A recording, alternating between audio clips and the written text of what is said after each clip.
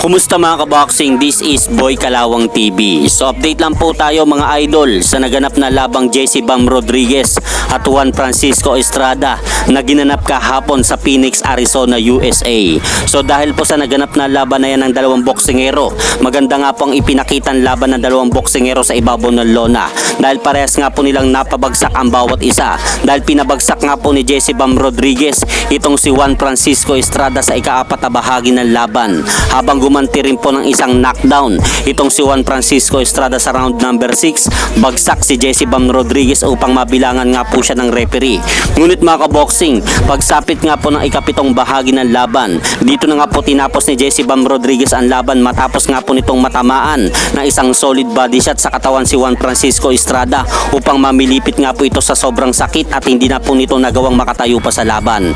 Kaya dahil po dyan mga idol, panalo nga po si Jesse Bam Rodriguez via 7 round knockout at siya na po ngayon ang bagong WBC Super Flyweight World Champion. At pagkatapos nga po ng kanilang laban, hinamon nga po nito ang kanyang mga kapwa-kampiyon sa kanyang division na sina WBO Super Flyweight World Champion Kazuto Ioka at IBF Super Flyweight World Champion Fernando Pomita Martinez na may nakatakda ngayon darating na laban sa July 7 sa bansang Japan para sa kanilang darating na unification fight.